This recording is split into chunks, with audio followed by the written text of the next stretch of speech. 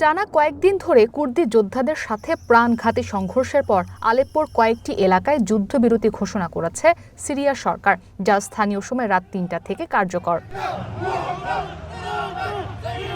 এক বিবৃতিতে দেশটির প্রতিরক্ষা মন্ত্রণালয় জানায়, আবাসিক এলাকাগুলোতে নতুন করে উত্তেজনা ও সংঘাত এড়াতে আলেপ্পোর শেখ মাকসুদ আল আশরাফিয়ে ও বনি জায়েদ এলাকায় যুদ্ধবিরতি ঘোষণা করা হয়েছে। সকাল ৯টা নাগাদ এসব এলাকা ছেড়ে কুর্দি যোদ্ধাদের চলে যেতে নির্দেশও দেওয়া হয়।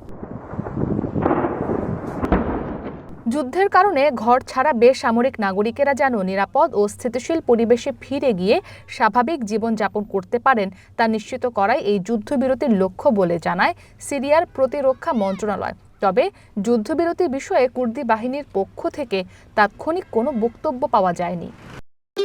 ভবিষ্যৎ হোক নিরাপদ, বিনিয়োগ হোক বিশ্বস্ত, আর আমার পছন্দ সল্ট বে।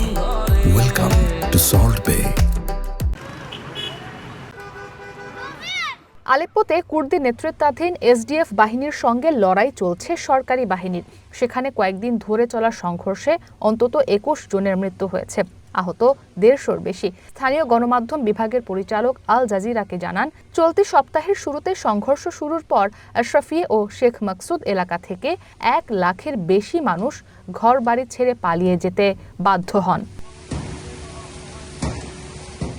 এসডিএফ সিরিয়ার তেল সম্পদে সমৃদ্ধ উত্তর ও উত্তর পূর্ব অঞ্চলগুলো নিয়ন্ত্রণ করছে। ২০১৯ সালে সিরিয়ার ইসলামিক স্টেট আইএস গোষ্ঠীর কাছ থেকে এলাকা পুনর্দখলের ক্ষেত্রে এই বাহিনীর ভূমিকা ছিল গুরুত্বপূর্ণ। এদিকে কুর্দি প্রশাসন ও সামরিক বাহিনীকে সিরীয় সরকারের সঙ্গে একীভূত করার চুক্তি স্থগিত রয়েছে। এর মধ্যে গত মঙ্গলবার থেকে সরকারি বাহিনী ও কুর্দি যোদ্ধাদের মধ্যে সংঘর্ষ শুরু হয়। সংঘর্ষের দায় একে অপরের উপর চাপাচ্ছে দুই পক্ষ। ইসরাত মুক্তি, ওয়ান ইন্টারন্যাশনাল ডেস্ক।